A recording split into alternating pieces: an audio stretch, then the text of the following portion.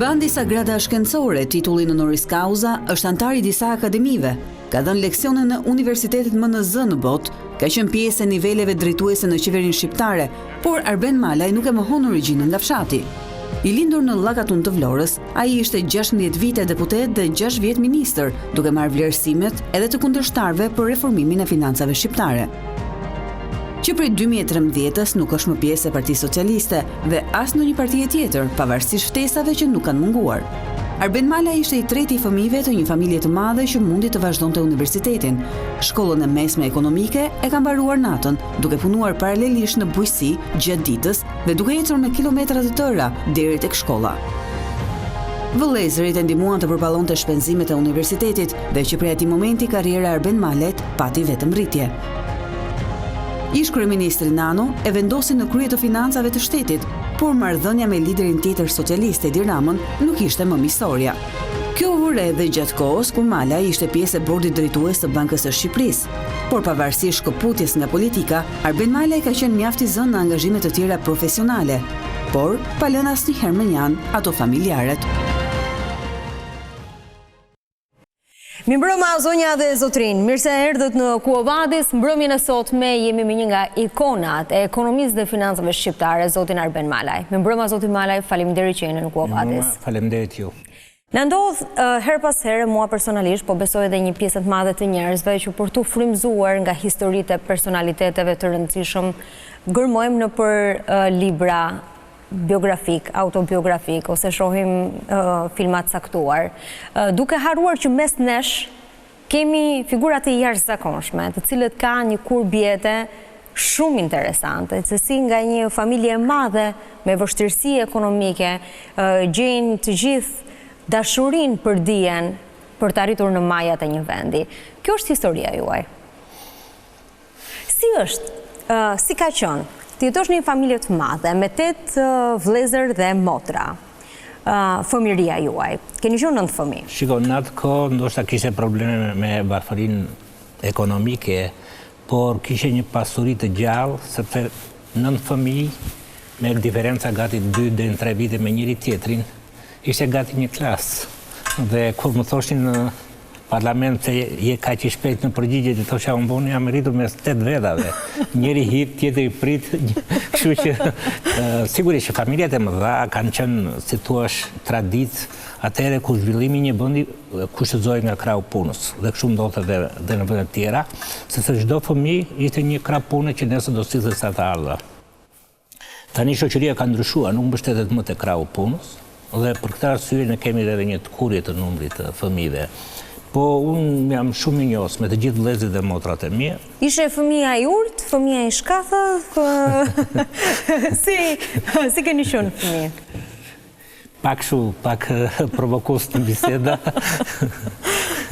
Mbaj mend që një herë babai më pyeti si vete me shkollë, dhe thash unë mirë, po kemi atë ndarje revizionizmi me kapitalizmin, i thash unë. Edhe është si një bicikletë të shkoj mbi jashtë në një lope. Ati si pëlqeu sqarimi im dhe mora një pllumë kështu edukuese, po. Me kë keni qenë më i lidhur, me nënën apo me baban? Nëna është e veçantë, sepse edhe ajo kishte, si thua, barën më të rëndë në familje.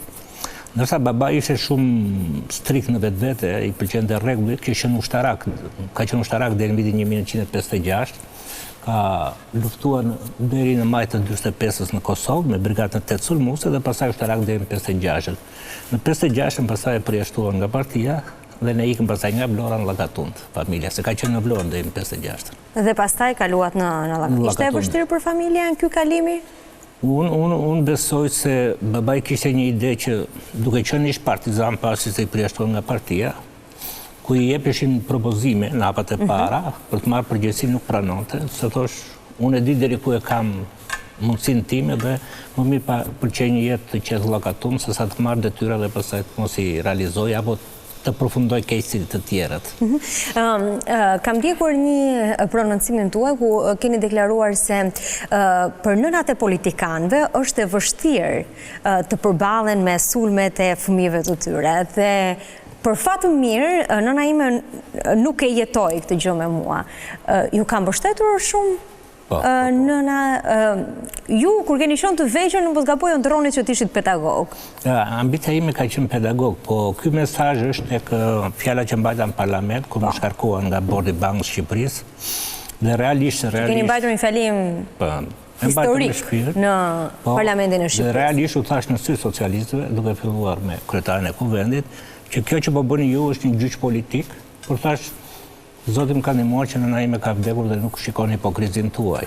Aty përmenda dhe rastin e kostove që paguajnë nënat për politikanët, sepse në atë moment më duket nëna e Ramës ishte në një gjendje jo të mirë shëndetësore. Dhe ju keni shprehur vlerësim. Po, patjetër. Unë kam respekt për atë grua, sa e kam njohur, kam një respekt të veçantë. Nuk ka qenë lehtë për të ndjekur shkollën e mesme. Për ju. Keni bërë shumë kilometra në këmbë për të shkuar nga Llakatulli në Vlorë dhe nga Vlora më pas për të kthyer sërish në vendin tuaj të lindjes. Çfarë ju frymëzonte? Shikom, ne investimi më të madh që bëri familja tek ne ishte dashuria për të arsimuar. Dhe unë kisha 2 vëllezër që kishin mbaruar universitetin bujësor, njëri në Tiranë, njëri në Korçë.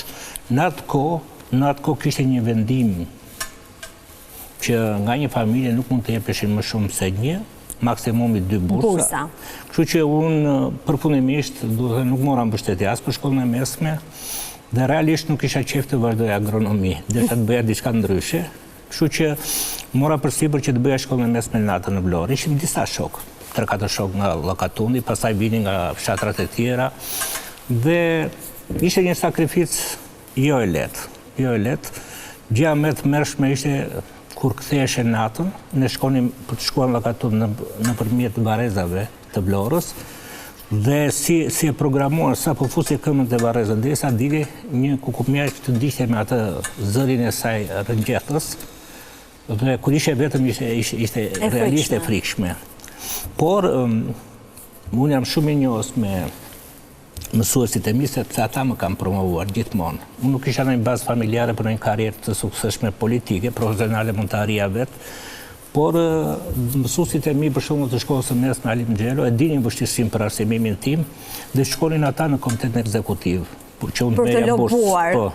Studentët tanë nuk e kuptojnë që ka pas pengesa për të shkuar në universitet, sepse ata po jetojnë në një periudhë që është mund të vjesh çfarë të duash. Kështu që deri tek shkolla e mesme, unë punova 6 vjet në bujqësi, por një pjesë të punës më kolegët ekonomistë dhe financier në Llakatull më merrnin gjatë pushimeve të verës dhe për të ndihmuar për financimin e shkollës.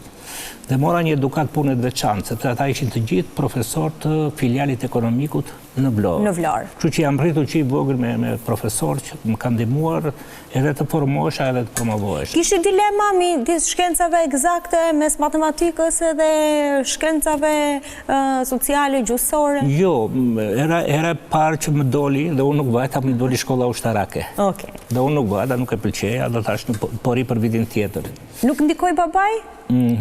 Jo, tek mua jo, po tek nipi, djali vllajt madh ndikoi dhe ai u arsimua në Turqi për shkollë ushtarake. Dhe në këtë aspekt problemet vinin duke u zgjidhur, kur aplikova për vitin e dytë, deri 10 ditë para se dilin listat më thanë të kanë çuar për inxhinieri nafte.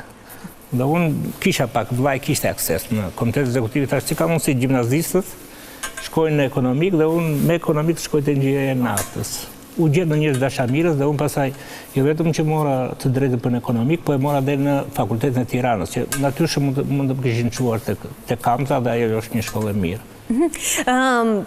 Në Llakatull, në Selenic, në Vlorë, flas në qarkun e Vlorës, kishte familje të tëra politikanësh, të cilët ishin internuar në atë zonë, me të cilët ju keni pas, familja juaj keni pas kontakte, si ishte jeta sa në atë kohë, me këto familjet internuara të cilët ishin personalitetet kohës, po edhe në ditët e sotme? Llakatulli ishte një vend në mikpritës dhe si thua ndjente një dhimbje shoqërore, nuk ishte një zonë agresive, sepse ishte edhe një ndërmarrje e madhe, ishte me 1200 punonjës. Por brenda Llakatullit përfshi edhe Selenica. Për shembull, nga internimet në Llakatull nuk kanë punuar në të njëjtën zyrë me Piro Dodbibën, që ka qenë ministri i bujqësisë dhe studiuar për statistika në Bashkimin Sovjetik, po puna me të ishte një mësim më njanë. Ndërsa vllai i madh punonte në Selenicë si agronom dhe aty ishin shumë familje të internuara. Babai, duke qenë se kishte pësuar vetë atë dënimin politik, e këshillonte gjithmonë që sa të kesh mundësi të ndihmoj, se dhe ata i ka zënë halli. Aty ishte familja e Ito Çakos, Petrit Dumes, Beqir Ballukut. Po, kishte shumë jashtëzakonisht familje, dhe sinqerisht unë ndjehem shumë mirë kur edhe sot marr minjoje nga familjarët e tyre, sepse të ndihmosh në një kohë të keqe është një fisnikëri. Dhe nuk ishte lehtë, mund të ishte edhe e rrezikshme. Absolutisht, ishte e rrezikshme, kishit kujdes, përpiqesh të ishit kujdesshëm? Thash, babai kishte atë krenarinë e tij dhe nuk kishte merak nëse dikush do ta keq kuptonte, por atë që kishte thoshte, dhe unë i kam ngjarë në këtë gjë. Dhe jo pa kosto. Dhe jo pa kosto. Nuk ishte e vështirë vetëm, le të themi, fillimi i shkollës së lartë si një proces, po edhe financimi i shkollës së lartë dhe sakrifica që familjarët tuaj kanë bërë. Duke dhënë një të katërtën e rrogës 2 nga vëllezrit, është një sakrificë jo e vogël. Në një Shqipëri ku për fat keq lajmet që na vijnë her pas here që vllai u vra me vllain për një tokë, sakrifica të tilla tingëllojnë si heroike. Unë jam shumë minjos edhe sot, sepse në momentin që mua më doli shkolla e lartë, babai na mblodhi dhe tha që është e vështirë sepse kishte financuar shkollën për 2 vëllezër, shkollën e mesme dhe shkollën e lartë. Dhe unë isha dakord të shkoja në filialin e Vlorës, thash po punoj dhe po bëj filialin, domethënë Zoti mund ta kishte thënë që unë të arsimohesha vetëm natët, por pastaj të 2 vëllezërit morën përsipër që të financonin shkollën time, ishte rreth 300 lekë në muaj, në atë kohë, po 6.000 ishte rroga maksimale. Dhe e kanë paguar 4 vite dhe pas një vonesë dhe pas një... Vazhdon të ndihesh borxhli apo mendon që ja ke shpërblyer gjatë jetës? Jo, ndihem borxhli sepse ka qenë sakrificë financiare, sido që të jetë. Kjo është një fotokabineti. Jeni ngjitur me Bashkim Fino, me të cilin keni qenë atë shok dhome. 4 vjet dhe unë kisha si vëlla dhe ndjehet më dëm fakti që ai iku kaq shpejt. Kishim shok dhome, ishte njëri shumë i mirë. Edhe pse ishte nga Gjirokastra, i gjatë verës punonte kamarier dhe gjithë kursimet vendi i harxhonte me ne. Nuk ishte tipik. Si u përfshit të dy në politikë? Pikërisht ky është momenti për përfshirjen tonë. Ishin negociata të vështira ku Berisha kërkonte të krijonte një qeveri kombëtare.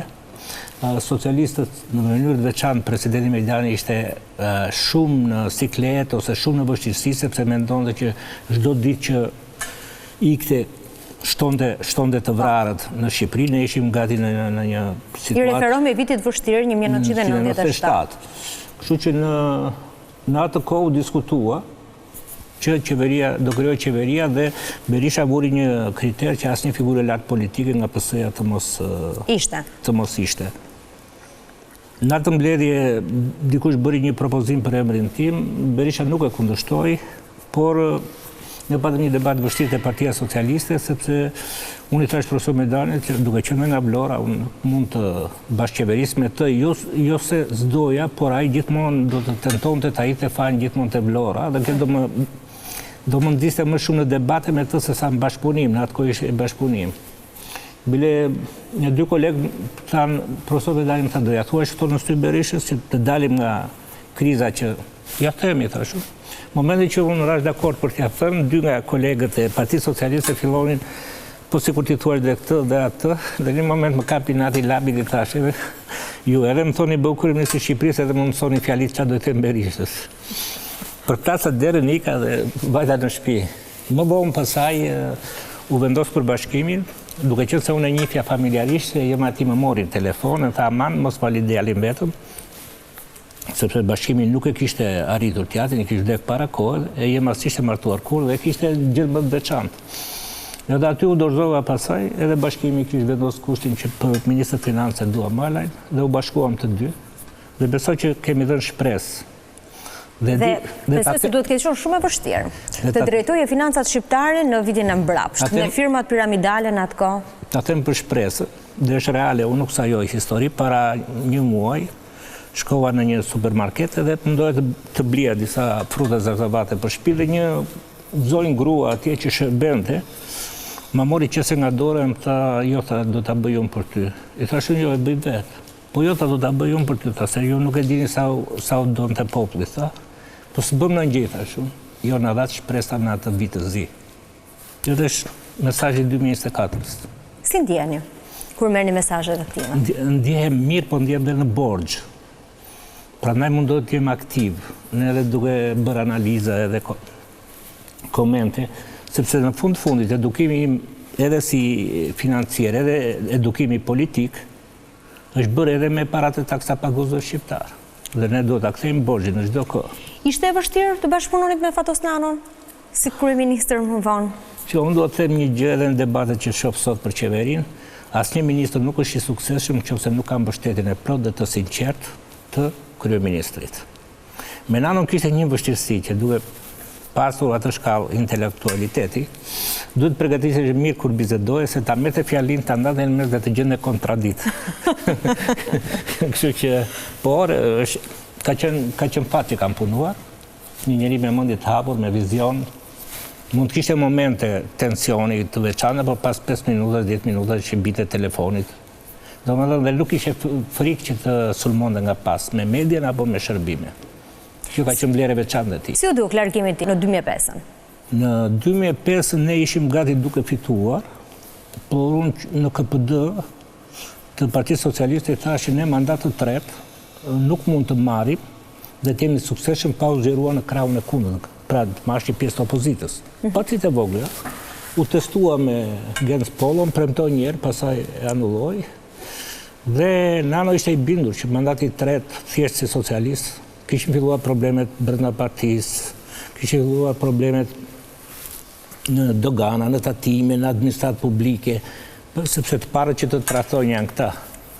Atë fillon rrjedhja. Po, se duan të krijojnë lidhje me qeverinë e re. Dhe them që kishte vendije të plot për të lënë postin e kryeministrit, ndërsa vendimin për të lënë postin e kryetarit të partisë, se statuti ishte fleksibël, është një vendim, mund të themi, mençur politik, sepse në fundit kriza që kanë politikanë shqiptar është që nuk dinë se kur duhet ikin nga pushteti. Dhe në qoftë se për të ardhur në pushtet të merr ajo vala që krijohet dhe duhet patjetër një lider, në rastin kur ke pushtet absolut ose pushtet të madh, ti nuk e ndjen se kur duhet ikësh. Dhe fakti që politikanët tanë përgjithsisht, përveç Nano Sabri Godos në një rast shumë specifik, rrinë dhe kapin me thonjë pas karikeve, tregon që ata janë të prekur nga pushteti absolut, që të korruptohen në mënyrë absolute dhe fundi politik ose trashëgimia politike mbetet e varfër, edhe pse ata pasurohen materialisht. E pranonte Fatos Nano mendimin ndryshe brenda partisë, brenda qeverisë? Ne flisnim pas një rezervë dhe pas një frikë, diskutonim. Kishte raste që Fatos Nano vinte me një propozim alternativ, ndërsa si kryesi thoshnim jo dhe ai tërhiqej. Na do tërhiqej nga propozimet që bënte. Ndërsa më vonë Partia Socialiste nuk ishte më diskutime të brendshme, çdo gjë që vinte thjesht ngrinin dorën edhe. Kjo e përkeqësoi demokracinë e brendshme të Partisë Socialiste. Mbani kontakte ende me familjen e ish kryeministrit në këto ditë vështira shëndetësore? Po me bashkëshortën e tij shkëmbej mesazhe sepse realisht ai në gjendjen që është nuk pranon të takojë njëri ose ta vizitojë njëri. Ju jeni nga ta politikanë që e keni vlerësuar shumë fjalën e lirë dhe e thash dhe pak më parë nuk ka qenë pak kosto nga ju, por edhe pse duket se në ditët e sotme flasin pasi nuk kanë më benefitet që të jep pushteti, ju keni humbur pushtet për shkak të fjalës së lirë. Po kanë nga ta kolegë të cilët e kanë vlerësuar këtë gjë për ju. Dhe një prej tyre është Spartak Braho. Ndjekim? Me kënaqësi. Ishte një aset të Partisë Socialiste Peruane, veçanërisht periudha kur ai u angazhua si ministri i Ekonomisë dhe Financave, shkatët, mençur, i zgjuar, ne rrugtuam bashkë në politikë për një periudhë të gjatë kohe. Më pas Arbeni u shkëput, pasi nuk i gjeti gjohën me Edi Ramën. Ishte njëri që nuk pranonte të ishte robi urdhrave burokratik. Pak a shumë në të njëjtën linjë kemi qenë dhe ne, por Beni pati kurajën totali hapur. Ky ishte mesazhi E falenderoj me shpirt. i Spartak Brahos për ju. Dua të rikthejmë edhe një herë momentit të 97-s, ku ju ishit ministër. Nëse i ktheni edhe një herë asaj kohe, ka diçka që mendoni që duhet ishte bërë ndryshe, apo mendoni që ishte më e mira që mund të bëj në atë situatë, në ato kushte në të cilat ndodhej Shqipëria? Për sa i përket paketës për ta nxjerrë Shqipërinë nga kriza, ajo ishte më e mira dhe ne ndjem këtë në konferencën e donatorëve në Bruksel, ku Shqipëria mori 600 milion dollar ndihmë. Dhe ajo që më bëri shumë përshtypje, se të gjithë kanë perceptimin që FMN-ja është shumë e frikshme në negociata. Në fakt, FMN-ja është shumë skrupuloze kur negocion, dhe sidomos pasi ke rënë dakord, të mos i bësh gjërat që ke rënë dakord. Kështu që nga 18 muaj që FMN-ja na rekomandoi ne që të plotësonim kushtet e saj për të përfituar programin zhvillimi, ne me stafin e Ministrisë së Financës, që kishte një shumë të kualifikuar dhe me një ekip politik shumë dashamirës dhe shumë kooperues, arritëm të plotësonin për 6 muaj. Dhe ai shërbimi më i madh që kam bërë vendi tim, sepse do ishin rreth 12 muaj të tjerë që situata do të ishte e trazuar. Ku e gjeni frymëzimin në atë kohë? Jeni ndjerë në një moment i kërcënuar, ky është një moment. Në kryeministria, në Ministrinë e Financave në Bosgaboj, muri në cilin është Financave dhe kjo është protesta e 14 shtatorit. Këta janë plumbat në të gjithë korridoret dhe ne ishim 2-3 kolegë që qëndruam deri në fund, e para se ka shumë akuza për Nano, po njerëzit nuk i dinë të vërtetën dhe ne duhet i themi. Gjëja e parë që ne vendosëm si qeveri ishte që Nano duhet të largohej nga ndërtesa. Duhet largohej. Duhet të largohej sepse gjithë fokusi ishte tek ai. Dhe turma nuk kontrolloi kollaj. Turma ka ardhur deri në katë të dytë. Ne fshiheshim pas kolonave, derisa Shtetet Bashkuara të Amerikës e detyruan Berishën të tërhiqte ata protestues. Kështu që është një foto, kjo foto është të merë kur të shikosh, se sa shumë pluma janë nderdhur mbi kryeministrinë në atë moment. Frymëzimi, unë duhet ta qartësoj këtë gjë, se shpesh më pyesin për politikanët e rinj, çfarë duhet kenë si vlerë. Unë them gjëja e parë dhe kryesore është ta duan këtë vend. Po e duan, janë gjitha mundësit për ta ndihmuar që ai të zhvillohet. Po e pan karikën si një vend përfitimi material, varfërohen të dy. Varfërohen dhe politikanët e korruptuar dhe vendi që pengohet nga korrupsioni i përhapur. Më ka bërë shumë përshtypje ndërsa ju frymëzonit të tjerët, frymëzonit të rinj, që të merreshin me politikë, të arsimoheshin, të kushtojnë rëndësi dijes, një shprehje shumë interesante. Ndaj atyre që nuk vinë nga skenat me maska apo prapa skenat e metropoleve të interesave topista. Ka shumë të tillë në politikën e sotme? Për fat keq. Dhe për këtë, ndoshta për këtë shkaq që jemi në këtë pikë në cilën është politikë bërja sot në Shqipëri. Qeverisja në Shqipëri nuk është e lehtë, sepse kultura shtetformuese jonë është e varfër. Historia e zhvillimit tonë është e cunguar, se ne nga feudalizmi kaluam në socializëm. Por unë mendoj që janë shtuar.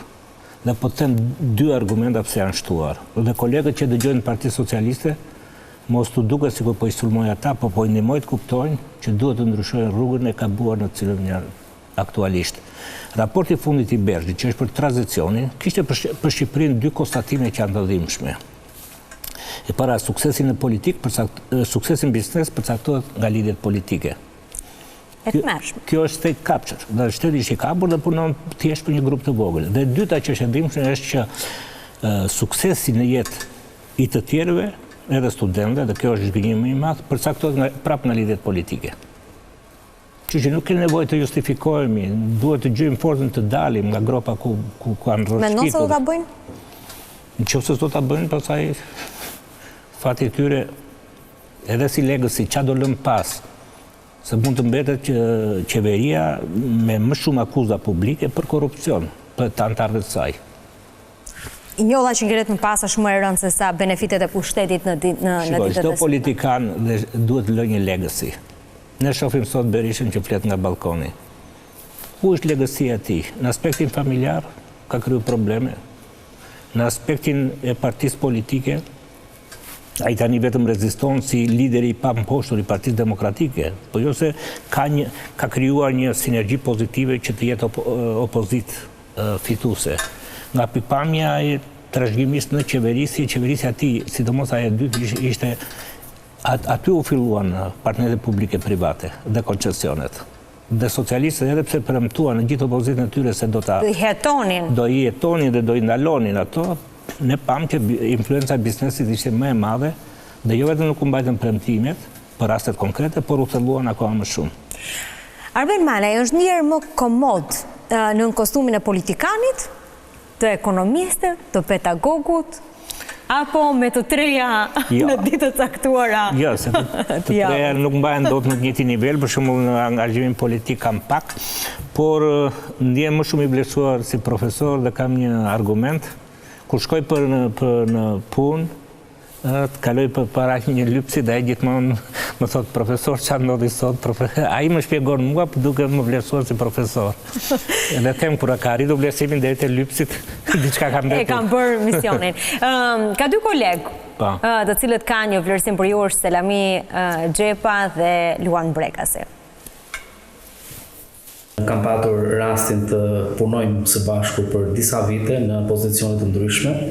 Të jemi bashkëpunëtor gjithashtu në projekte të përbashkëta dhe duke njohur nga afër, mund të them që jam jashtëzakonisht i surprizuar dhe i befasuar nga jo vetëm nga kompetencat profesionale, por do të thoya edhe nga përgjegjësia e jashtëzakonshme publike që ai manifeston në gjithë angazhimet e tij.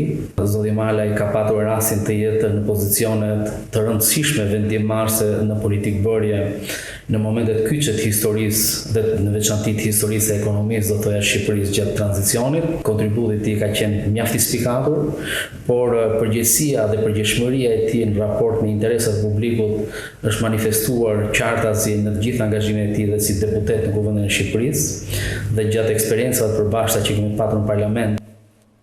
Benin e njoh prej shumë vitesh, e njoh në tre dimensionet kryesore të jetës tij, në dimensionin politik.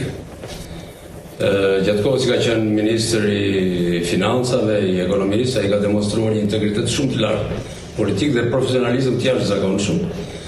Ka ndihmuar mua dhe biznesin, shoqatat, dhomat e tregtisë në mënyrë të jashtëzakonshme. E njoh në dimensionin akademik, një profesor, një studius i talentuar, një pedagog shumë i mirë, si thoshte një pedagog i tij, një miku im dhe përbashkët me profesor Benin, që në qoftë se të tjerëve jepim 10 në shkollë, Beni ta rrëmbente 10. Pra një student i mirë, një pedagog i mirë, një njeri i mrekullueshëm. Unë kam mundësinë dhe kam pasur shansin njëfë me familjen e tij, ka një grua të mrekullueshme, një vajzë talentuar, miq me fëmijët e mi, Beni me mua, i uroj çdo të mirë profesor Arben Malajt. Thonë që në kohë të vështira dalin njerëz të jashtëzakonshëm dhe mendoj që duhet ndiheni me fat. Që në kohë të vështira ka pasur Ti falenderoj të dy Selamiun edhe Bregasin. Selamiu edhe kundërshtar politik. Po. Në thonjza. Selamiu është një nga ekspertët më të mirë në Shqipëri, ka një eksperiencë të gjatë, ashtu siç u mbledhsoja Selamiun edhe kolegë të tjerë në Partinë Demokratike, sidomos në fushën në të cilën unë angazhohesha, Florian Mimën, që është nga ekspertët më të mirë politikave fiskale, edhe Fedin Sheun, që është nga ekspertët më të mirë në politikat buxhetore. Lidhur me pyetjen tuaj se kur mund të futesh politik. Kur isha për studimin në Harvard, erdhi për të folur ish presidenti i Serbisë dhe keni parasysh që studentët e Harvardit hynë dhe dalin atje me idenë se bota do të jetë në duart e tyre, ata do ta drejtojnë. Dhe një student, më duket ishte nga India, i bën një pyetje. Zoti presidenti tha, kur është koha më e mirë për të përfshirë në politikë? Dhe ai u përgjigj, ishte djali i një akademiku, presidenti i Serbisë, tha, në kohë kur vendi juaj është në krizë dhe asnjë tjetër nuk merr përgjegjësi. Ky është momenti më i mirë.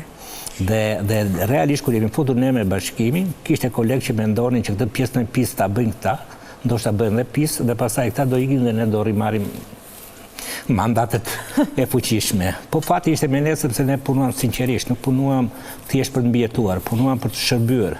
Në çfarë vitesh keni qenë në Universitetin e Harvardit? Në vitin 2005-2006 Po pasi bëra studime në Universitetin e Harvardit nuk pata asnjë promovim. Isha overqualified. Po si ishte? Të shkojë student në Universitetin e Harvardit pas një eksperiencë si ministër i financave në Shqipëri. Kjo ishte edhe pyetja që më bënte nana, po në fakt në programin që unë shkova, shkonin ish ministra, ish guvernator, dhe unë nuk do të kemi asnjë kufizim për të vajtur në shkollë pa asnjë çast statusi të mëparshëm kemi pasur.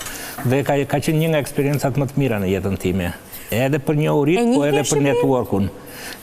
Këtu ka diçka për të qeshur, sepse sigurisht anglishtja jonë nuk është fluent si brez i ri, por unë sa herë që i thoshe jam nga Shqipëria, ata më thoshin mua jeni nga Armenia, dhe kisha një profesor shumë mik aty dhe i them, profesor, po më japin këtë përgjigje, domethënë nuk di ta shqiptoj unë mira, po jo më thamë, po edhe është për të habitur, është vërtet. Në 2005 më tha, më shumë njohin Kosovën se Shqipërinë, ndërsa të thonë Armenia, tha, se Armenia ka një diasporë të fuqishme në Shtetet Bashkuara të Amerikës, sidomos në fushën e sigurisë kombëtare, dhe e kanë më të vrarë veshin me Armeninë, ndërsa jo me Shqipërinë. Mirë, si ishte paralelisht karriera si politikan dhe krijimi i familjes?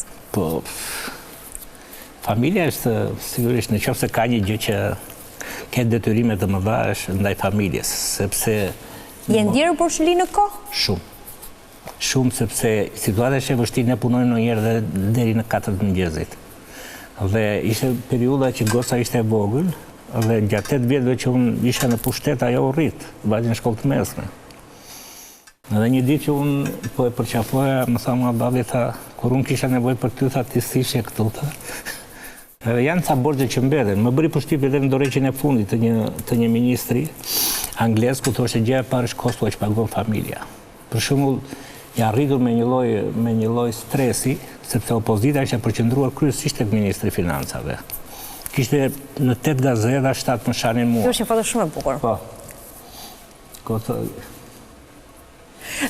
I rritur në një familje të madhe, ku ishit 9 fëmijë. Kishit dëshirë ju ose bashortja për të pasur më shumë se sa një fëmijë? Nuk e kemi pas në një diskutim, ne kemi lënë Zotit gjërat që... Pra nuk ishte karriera që pegonte për shkak të angazhimit? Jo. Vajza ju ngjan ju apo bashortes? Ngjan nga mami saj, po unë zakonisht nuk vini në zyra ku punoja unë. Që kohën që isha drejtor Bankë Emblor, kishim një rregull që familja nuk vinte zyra, sepse ishte kohë dietikës. Edhe normale. Edhe një ditë që punoja të shtunën me një ekip të vogël, Gerta erdhi atje, edhe një nga punonjësit që po punonin në tavolinë doli, edhe kur e pa tha, më të kart goca. Dhe thash nga e njëjtë, nga buzëqeshjat. Në pamje fizike ju ngjan ju, po në karakter? është ambicioze. Është ambicioze. Urrem politikën, po është ambicioze. Në atë shkollim që ka bërë dhe në ato ambicie që ka është e mirë orientuar. Shkojmë në pak reklama dhe rikthehemi sërish me pjesën e familjes.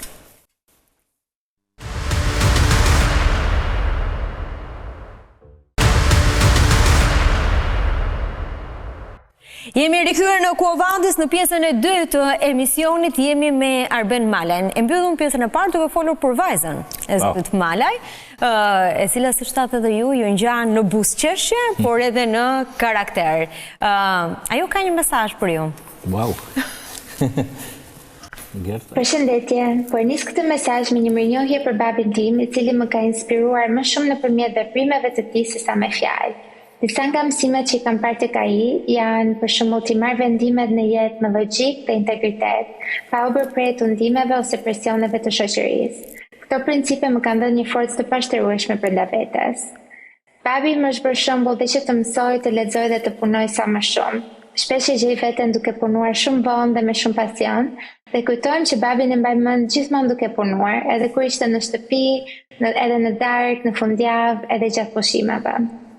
Babi ka dhënë zemër shumë të madhe, përveç se ka mentoruar shumë të rinj, ka patur raste që u ka dhënë shok për kollaren e vet, xhaketën që kishte veshur, orën e tjerë, vetëm sepse ata e kishin pëlqyer. Dhe tërë atje arrin zemërgjërsia e tij. Dhe unë si ai jam munduar të bëj sa më shumë punë vullnetare me grupet në nevojë. Të duheshin orë të tëra të listoja influencën e tij pozitive. Babi të përqafoi fort nga larg. Nuk më tregoj. Është larg. Goca, jeton në Shtetet e Bashkuara të Amerikës. Po. Vin, shkak të teknologjisë. për shkak të teknologjisë, po vin, e do Shqipërinë dhe vin 2 herë në vit vin. Ju vjen keq? Që është në Amerikë, do doje që të ishte në Shqipëri, ke respektuar zgjedhjen e saj për që në aty, është një pozicion shumë të lartë drejtues. Jo, po problemi është që distanca është bërë diçka kështu e pamatshme tani, sepse i ke të gjitha mundësitë e kontakteve. E rëndësishme është që ajo ndihet mirë dhe është ambicioze. Me këto dy... E keni orientuar në drejtimin që ajo ka marrë? Unë gjatë kohës që s'kish vendosur për të vajtur në shkollë, shikonim filmat e krizës së vitit 2008. Dhe unë duke menduar se ajo kishte bërë makroekonomi, mundohet t'ja shpjegoja gjërat, por në Amerikë është që nuk merren lëndët me një renditje, por ti zgjedh dhe pastaj ndan çfarë do jetë major, kryesore, çfarë do jetë fusha tjetër plotësuese. Dhe i shikonim, i diskutonin, e shikoja që shikon dhe pak me këshu, edhe ikja me idenë që po e bindja, të me thëmë që kisha qef të punon dhe për institucionet ndërkombëtare. Po, edhe në një karrierë të suksesme të ishe edhe një mbështetje për vendin e saj.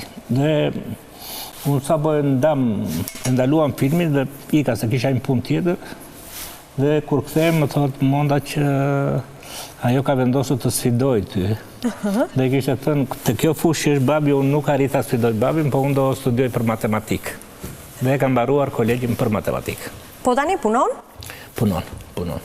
Në çfarë pozicioni? Tani ajo ka krijuar një kompani të saj për negociatat. I pëlqejnë shumë negociatat dhe ndihmon ata që kërkojnë një vend të ri pune për të përgatitur paketën e kërkesave të tyre ndaj punëdhënësit. Edhe i duket e suksesshme, bën trajnime, ka. Përmoni bujarin tuaj. Po. Duhet këtë një episod kam përshtypjen që i kanë ngel në mendje. Se thanë se i kërkojnë kravatën, këmishën, gjaketën, orën, i adhuron. Çfarë episodi duhet i kenë ngel në mendje vajzës? Episodi më i lezetshëm ka qenë që më kisha një pardesy sa ma kishin sjellë që më rinde shumë mirë. Edhe Monda më thotë që këtë mund të jap më asnjë njeriu. Se duket që ka qenë mësuar që jepje. Po. Dhe kur shkoj në parlament, një nga deputetët, kolegë nga Vlora, mu qep aman sa e bukur, sa e mirë. Dhe unë e hoqja ja dhash. Dhe kur vajta në shtëpi pasoj, duhet prisja ca kritika. Edhe me sa duket gocës kjo që i ka ngel në memorie. Kur ka ndodhur krisja e parë me Edi Ramën, për te asaj publike? Unë jam duke shkruar një libër për historitë e brendshme të PS-s, gjithmonë me një lloj pozitiviteti, po pa janë shkaluar momentet kur PS-ja ka filluar të ketë krizat e saj ose përkeqësimet e saj në demokracinë e brendshme. Unë nuk e di kur ka filluar. Kur e keni ndjerë ju? Unë ndjeva në një... Nuk funksionojnë mirë, marrëdhëniet me kryetarin e partisë. Unë ndjeva në një sulm mbrapa shpinës që bëri Lëvizja Mjaft, e cila mori dhe deformoi deklarimin tim nga 10 milion në 1 milion lek. Dy deputet që unë besoj kanë qenë të stimuluar dhe nga i vuni kuti në parlament, mbledhin para për ministrin më të varfër të financave. Dhe mi miku im pasaj vati edhe e godiri edhe kutin. Kishin zgjedhur një kuti ka ato të votimeve. Unë nuk kisha në një shqetësim, sepse thash e kisha vlerësimin edhe ndërkombëtar, edhe personal, edhe publik kur kaloj rrugës, por më duk shumë e keqe fakti gjesti dhe mendoj që mjafti ka qenë një njësi, po them ushtarake, që Rama e përdorte kundër atyre që nuk deshte. Atëherë kam bërë shumë llafe me Ramën, po shumë, jashtëzakonisht shumë. E dinit në atë kohë? Patjetër, sepse dikush kishte qenë brenda kur ai kishte thënë që këta dy janë dy kolektivët më ndihmo, ndërsa këtë ma godit. Po pse në do? Se ishte kjo sulm ndaj jush? Vetëm reputacioni publik, s'kisha në gjë vetë. Unë e kisha ndihmuar, i kisha dhënë edhe 26 milion euro kredi nga Banka e Këshillit Evropian për shkollat e Tiranës, se i quajnë detyrim. Po duke përdorur edhe autoritetin tim, edhe dashamirësinë e institucioneve ndërkombëtare, e kemi thirrur Ramën të vinë në Paris edhe të firmoste marrëveshjen. Nuk kam pas asgjë me asnjë, sepse edhe lexoja dhe punoja, dhe këto dy arma më mjaftonin që të rezistoja. E mendonit në atë kohë që mjafti do t'ishte ai që është sot? Që njerëzit e mjafti do t'ishin ata që janë sot? Tani, Se kemi dhe këtë foto në shumë momentin ka përjashtimi dhe rilindja. Po, problemi është që unë atë rast kam bërë shumë fjalë me Erion Veliajn, edhe Mazrikun, ata justifikoheshin se nuk e lexonin dot mirë deklaratën që qesharake, sepse ti kur bën një njoftim zyrtar për gjithë ambasadat dhe opinionin publik, atë që nuk e kupton, do të pyesësh personin. Dhe kam bërë shumë lafa edhe atëherë me Veliajn. Sigurisht nuk kam mbajtur inat më vonë, por janë ndjerë shumë keq. Ne nuk e kishim të luftë mbrapa shpine. Nuk e kishim jetuar ndonjëherë. Mund të kishim plot debate me njëri tjetrin, por debate në sensi pozitiv. Tani mjafti u financua tërkohë nga donatorët dhe është modeli keq, sepse kur krijoi G99 dhe kandidoi për zgjedhje, mori vetëm 1.9% shqiptar të votave. Unë duke dali pavarur dhe në kundërshtim me Rrymën, Ajsa Rama prodhoi dhe një video, kush voton për Arben Malën, voton për Sali Berishën, që ishte budalloku më i madh. Mora shumë të tepër se mjafti dhe partitë janë vogla në zonën time, sepse kisha 16 vjet që i shërbeja Lorës me dashuri, me përgjegjësi, me integritet. Dhe njerëzit janë mirënjohës. Mendoni se në atë kohë ka ndikuar kjo video e Ramës tek qytetarët? Të cilët e dim djeshmërinë e vlonjatëve ndaj Sali Berishës. Jo, sepse unë isha njeriu që kisha luftuar më shumë me Sali Berishën në debatet publike. Ishte video foto një moment nga përjashtimi juaj në Mosgaboj, duke folur si jeni ndjerë në atë moment në fjalimin që keni mbajtur? Jo, fjalimi ishte, s'është përjashtim, fjalimi atje ishte për kandidat, për ta bërë garën në PS sa më serioze. Problemi që u tërhoqe pasaj, se ishim një grup shokësh, dhe unë u tërhoqja ishte sepse kur diskutova me mbështetës e mi në një 2 rrethe, ata din lidhjen e politikës me krimin dhe më thanë futu, por në qoftë se na lënë mes të rrugës, sepse ne po pati sherë, do bëjmë sherë, po pati vrasje, do bëjmë vrasje. Aty u ndjeva shumë me përgjegjësi, thash në drejtë të bëj kandidimi im, mjafton që njerëzit mos përfshihen në këtë lloj grindje. Ky është një moment në cilën është edhe Ilir Meta. Po, ka qenë kryeministër në atë kohë. Po marrëdhënia me Metën si ka qenë? Ka qenë korrekte, ka qenë vetëm një moment që unë gjithmonë kam qenë që partitë politike duhet të kenë gara të gjalla dhe i shoh dhe në partitë e tjera. Edhe Merkel kur ishte kancelare bëj garë për ndonjë kandidat tjetër. Dhe kam kandiduar me Metën në vitin 2001 për kandidat të PS-s për kryeministër. Po? A ishte kryeministër dhe opinioni përgjithshëm është që një kryeministër nuk konkurohet, po s'është këtu në politikë, sepse që dukur shenjat e para të një pushteti të përqendruar. Dhe konkurimin u futa, Nano nuk desh, Meta se beson asot që nuk isha i përdorur nga Nano, kam treguar asnjë moment të jetës time që punoj për të tjerët, duke u keq përdorur. Ishte një vendimari ime, isha kryetari i grupit parlamentar dhe ndjeja përgjegjësi. Dhe kemi bërë. Dhe platforma ishte që Shqipëria ka nevojë për institucione të forta dhe jo për individ të fortë, sepse Meta atëherë kishte krijuar idenë e një njeriu të fortë. Nuk fitova, s'kisha asgjë, dam dorën njëri tjetrit. Si është si bashkëpunëtor Ilir Meta? Ka qenë vendimarrës. Do të për këtë njihet, një gjë që e thoshte mundohet ta çonte deri në fund. Pastaj është përfshirë pastaj në ato luftrat e brendshme në PS që herët, derisa bëri aleancën me Ramën kundër Nanos dhe tani paguan çmimet e aleancave. Është karma, ndodh karma brenda politikës në Shqipëri? Ndodh kudo. Folët pak më parë për partitë forta, por jo për individ fortë. Institucionet forta, forca politike që ju digj, shteti fort, por jo për individ fort. Jemi në pikën e sot që dhe vuan Shqipëria nga dashuria për kultin e individit. Dhe sa e trashëguar është kjo? Shiko, unë nuk bëj faj, se diskutojnë gjithmonë nuk bëj faj popullin shqiptar. Popullin shqiptar, po ta marrim në këtë tranzicion, ka besuar të Berisha, besoj të Nano, besoj të Meta, besoj të Majko, besoj të Rama. Pra, populli gjithmonë ka nevojë të gjithë diçka të re. Dhe në këtë rast është shumë e vështirë që të themi që fajin e ka populli, për që si bjetë lideri, për çfarë ti e do një pushtet, aty ndahen. U zgënjyhet kur nuk fituat si deputet i pavarur në qarkun e Vlorës, e prisnit apo sistemet zgjedhore gjithmonë? Nuk duhet ta hapa të plak të zezë, po sipas vetë atyre që i kanë manipuluar shifrat, unë e kisha arritur kodën. E kishe fituar. U bën disa manipulime në zona në momentet e fundit, duke filluar nga Konispoli dhe në zona të tjera. Po qërën si ka, unë nuk u bëra më grinda vetë që unë ba zgjedhjet se më votën zgjedhjet. Edhe mbrojtja e votës është një gjë që duhet ta bësh, por që është shumë e vështirë këtu, kur s'ke përfaqësues në komisionet e votimit. Po ju siç ishit me sloganin atëherë kur nuk u dozuar. Ajo që më ka bërë mua shumë përshtypje është. Ajo fotografia me mbështetësi se hoqi. Po, ajo që ishte pak më parë. Ajo që më ka bërë mua përshtypje është. I lidh shumë me zonën. Po. I lidh shumë me Vlorën. Po qytetarën deri i Vermoshit nuk e kam kuptuar dot. Edhe kjo është një mësim për gjithë politikanët. Unë kam qenë atje në vitin 2003. Dhe zona e Vermoshit ka një fest që bëhet çdo vit dhe që vinë shqiptar nga gjithë zonat. Dhe kur më prezantuan, duke ditur se zonë ishte më shumë e të djathtër, kur prezantuan ka ardhur Ministri i Ekonomisë së Shqipërisë, sepse kishte edhe nga Malizi dhe nga diaspora, ata duhet trokitën. Dhe unë ndjeva në borxh dhe pyeta cilat ishin problemet kryesore të tyre. U bllokoshin rrugët dhe unë i mora kolegut Majko një traktor që hapte rrugët, edhe 2000 litra karburant.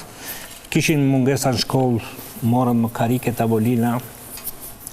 Kishin një urë të cilën nuk e kalonin dot, bashkë me kolegun Lek Çukaj atje. Dhe kishin edhe problemin e daljes në dogane që i pengonin, kur ata ishin vëllezër me njëri tjetrin, i kishte ndarë kufiri. Unë ato që u thash i bëra të gjitha një nga një, dhe ata më shpallën qytetar nderi, dhe unë janë shumë i njohës.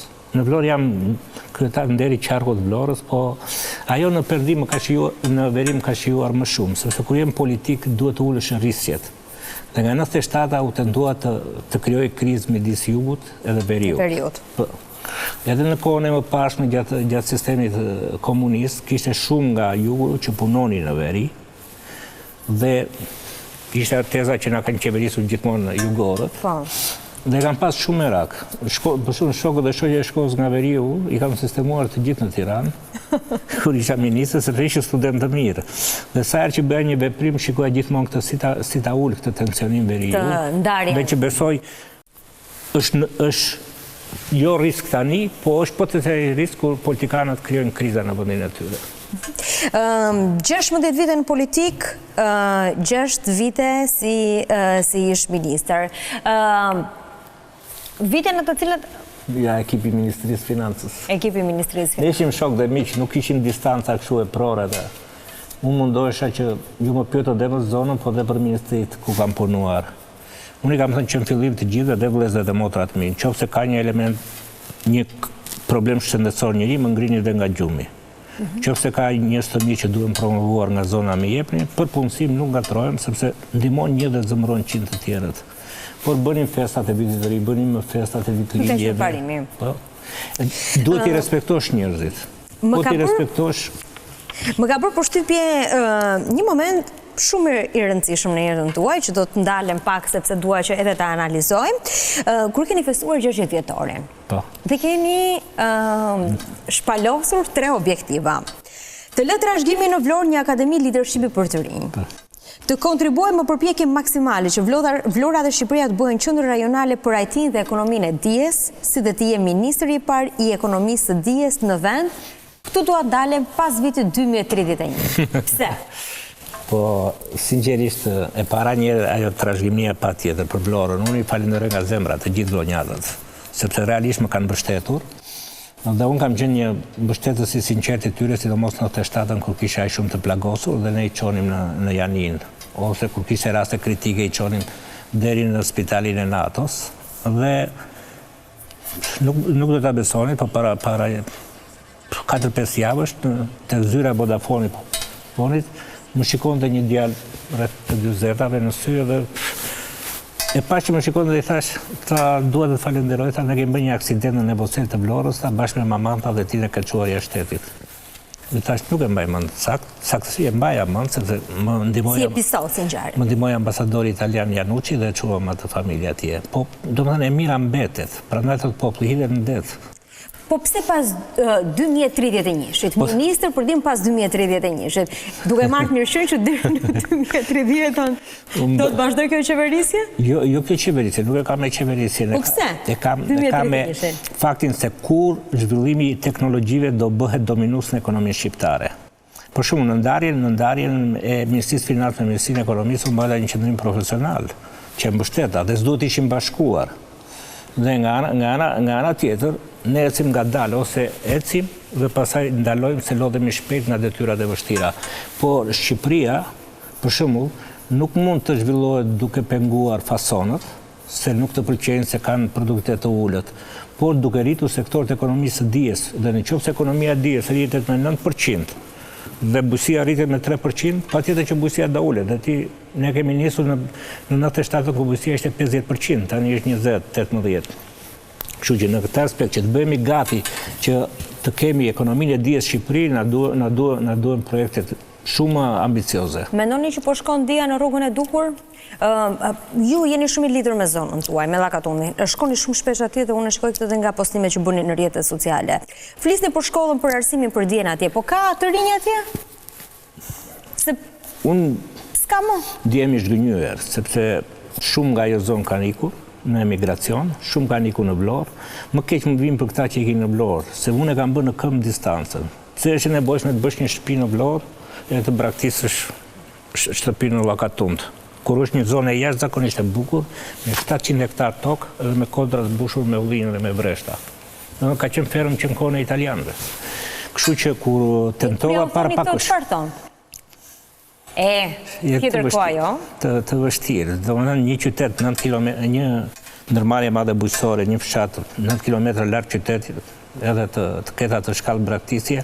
Unë ndjeva shumë i trishtuar kur drejtori i shkollës mesme në Llakatun isha duke menduar që t'u bëja një laborator për kompjutra të përdorur, sepse s'ka nevojë të jenë të ri, dhe t'u dhuroja disa nga librat e bibliotekës time. Shkolla mesme e Llakatunit kishte vetëm 33 nxënës. Shkolla e mesme? Vetëm 33? E të mërshme. Aty ka pas shkollë të mesme për zootehni dhe vinin nga Vlora me autobusa nxënës që studionin për zootehnik. Tani ajo shkollë është me 33 veta, ajo s'ka asnjë datë. Një pjesë e nxënësve shkojnë në Vlorë. Dhe bëjnë mirë, sepse shkolla nuk është thjesht dia. Dia duhet updateuar moment në moment. Është networku, këtë i njeh. Me këtë do të lidh jeta nesër. Për shembull, kur kam qenë ministri i financës, unë kabineti im e dinte që shokët e shkollës një dhe profesorët e mi hynë pa leje të kabinetit dhe në qoftë se unë jam i liri, i takoj me njërë. Në qoftë se jam i zënë, u jap dorën, i përqafoj dhe ndajemi aty. Pra, ndjesia që ke për shokët dhe shoqet e shkollës është shumë e madhe se për familjarët. Shumë e veçantë. Shikojmë një moment këtu me Aurela Gaçra, ndani përtej politikës, financave, ekonomisë, që e kuptuam që përtej profesionit janë edhe pasion për ju. Se s'mund t'i bësh mirë në qoftë se nuk ka dhe pasion brenda. Cilat kanë qenë pasionet e tjera, apo janë pasionet e tjera të Arben Malaj? Është muzika, është futbolli? Më shumë jam i fokusuar tek të lexuarit. Të lexuarit? Dhe të dëgjuarit muzikë, por i kemi të ndara brenda familjes. Pjesën që unë kam të mangut e kom beson në bashortja. Bashortja. Ajo çfarë preferon më shumë? Muzikë. Muzikën. Ka qenë e vështirë në kohën e diktaturës, në kohën e komunizmit për gjetur libra për të lexuar? Shumë e vështirë. Si siguronet? Shumë e vështirë. Më e vështirë ka qenë të takohet të dashurën. Pse? Po njërë. Sepse ato jetonin në një godinë në qytetin e Studenit dhe në godinat të tjera. Po çdo godinë kishte një kujdesare. Dhe ishte shumë e vështirë të negocioje. Dhe ne mblidhim kavanoza dhe shishe, ja jepim asaj se në atë kohë grumulloshin me lek. Korruptoni. Jeni ndjerë Sharvan në ato vitet e rinis, por edhe më vonë, i kërkuar nga gocat, nga vajzat? Kam një vlerësim pozitiv, po jo se të kërkuar kështu. Domethënë mundohet që edhe me prezencën time të prodhoj pozitivitet. Si ka qenë njohja me bashortën? Histori e gjatë. Po, na tregohu pak shkurt. Ka qenë e rrezikshme sepse kur ne binim në universitet, grupoheshim ata që kishin studiuar anglisht, dhe ishin kryesisht Tirana, dhe ata që kishin studiuar gjuhë tjera, dhe gjuha dytë ishte rusishtja. Edhe ne ishim u takuam në grupin e rusishtes. Kështu që jemi mirënjohës për rusishten. Aty nisën shkëndijat e para, pasaj. Ka qenë dashuri me shikim të parë? Jo të menjëhershëm. Jo të menjëhershëm. Ishit ju insistues? Apo të ngacmonte monda më shumë? Hugo i thotë që asnjëherë meshkujt nuk reagojnë ndaj femrave nëse nuk marrin një sinjal prej tyre. Ka bërë sakrifica? Shumë. Shumë. Cila është më e madhja? Mungesa ime. Edhe mbetja përgjegjësisë te ajo. Të kritikonte për këtë gjë? Nuk e ka pëlqyer kurrë angazhimin tim politik. E ka pranuar, por nuk e ka pëlqyer. Më pëlqen më shumë jeta familjare. Këshilloheshit në familja për vendimet politike? Gjysma. Gjysma, jo me të gjitha. Me ko këshilloheshit më shumë? Për te i miqve në politik? Për vendime politik? Me vlezit, sidomos me vllajën e madh që kishte një eksperiencë më të gjatë, më kështu. Mbërsa herë që ndodhte në një konflikt me kryeministrin, e unë isha gati të lija çelësat, sepse nuk e kisha qëllim vetë të qenë ministër.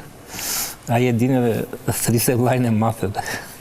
Ai më detyronte pasaj që shikoj se duhet pak më shumë kujdes. Ju keni qenë kritik me këtë qeveri, me mënyrën se si e drejton qeverinë edhe Partinë Socialiste Edi Rama, por u bë mbi 10 vjet tashmë, 11 vjet që është në pushtet. Si shikoni të ardhmen e Partisë Socialiste? Shiko, Partia Socialiste do ketë ciklin e saj. Edhe unë gjithmonë kam menduar që paktën të mos kishte fatin e PASOK-ut, që u grye nga korrupsioni dhe arriti partia e tretë në atë. Kur je në pushtet të duket se gjithçka do të jetë e përjetshme ashtu. Por në fakt, ti nuk e ndjen që kanë filluar gryeret, pra ti humbet autoritetin në opinion publik, dhe pa një vlerësim nga opinioni publik është vështirë të jesh i suksesshëm. Dhe sidomos shqetësimi nga shkodranët, se shkodranët ka një gjë të bukur, që të mallkojnë duke të uruar. Të hyjë vetë janë qef. Kam idenë nga kontakte që kam, që kjo hyrja vetë në qef është zgjeruar shumë. Dhe kjo do jetë vetë shkatrimi? Kjo po e gryen. Në qoftë se shikojmë problemet me cilat po merren spaku tani, nuk mund t'i quajmë thjesht përgjegjësi individuale. Të paktën në përgjegjësi morale është për leadershipin politik të PS-s.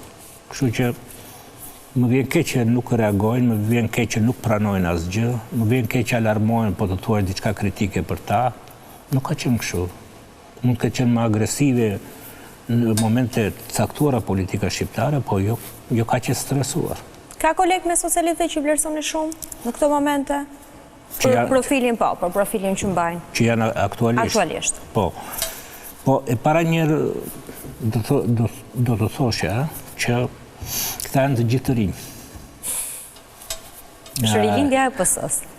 është rilindje, po ku ka fushat elektorale, rilindja nxjerr pramun e PS-s, se ka merakun e votuesve fanatik. Pensionistëve kryesisht, që po shkojnë jo pak, po gati 700.000 shqiptarë. Kështu që kam vlerësime, po të futem në 2-3 emra do fillojnë pasaj xhelozira, kështu që nuk po. Më mirë po e le që gjithë secili prej tyre ta rivlerësoj veten. Sepse normalisht në politik, gjë më e mirë që duhet bëj një politikan, të meditoj çfarë ka arritur deri tani, çfarë është keq dhe çfarë është mirë. Në qoftë se ai bën një autokontroll të vetë, s'ka mundësi të përmirësohet. Në qoftë se ai është në gjendje të dehu nga pushteti dhe nga përfitimet e pushtetit, ai do shkojë drejt kalbëzimit. Për partit nuk i ndryshoj parimet, por për parimet i ndryshoj partit. Kjo është një shprehje Churchill që ju inspiron. Më ka shërbyer shumë. Lexova pak më parë 3 synimet që kishit kur festuat 60 vjetorin, ka kaluar tani 3 vjet e pak. Ka ndonjë tjetër që është shtuar? Jo, ato të treja dhe shpresoj, atë të parën e kam më me qejf, që të bëj një qendër atje për leadership dhe të jetë e përdorshme edhe nga institucione publike dhe nga OIQ private, Arben Malaj nuk e konsideron të mbyllur kapitullin e politikës. Mund të rikthehet në kabinet në një të ardhme. Nuk e kam qëllimet vete dhe them sinqerisht. Po do ta bëje me dëshirë nëse do ishte fjala për financa dhe dijen. Do ta bëja patjetër, edhe sikur të ishte një koalicion i spektrit të gjerë, sepse gjithë investimi që është bërë tek ne, po të shikoni ministrat në vende të tjera, kjo moshë do të ishte mosha më aktive, se përputh një orin me eksperiencë. Do ta bëja shërbim bile, edhe tani jam gati që të shërbej qoftë edhe si këshilltar pranë një ministri, nuk më vjen gjë. Unë dua që dihet e mirë që kam të mos mbetet si byzylyk, por t'i vënë në shërbim të vendit tim. Dhe rruga më e mirë për t'i vënë në shërbim të vendit tënd është ndërmjet qeverisë. Duket si ato asetet që shërbejnë më shumë në kohë krizash. Po. Kjo edhe nga shpora. Ishte shumë kënaqësi që ishit mbrëmjen e sotme në Kovadis. Faleminderit shumë. Faleminderit dhe urimet më të mira. Sa më shumë i pozitiv, jo vetëm nga politika, shërbejmë pozitivisht e opinionin publik. Edhe për të frymëzuar sa më shumë qytetarët. Zonja dhe zotrin, faleminderit që na keni ndjekur. Takohemi së bashku të hënën e ardhshme në Kovadis. Natën e mirë.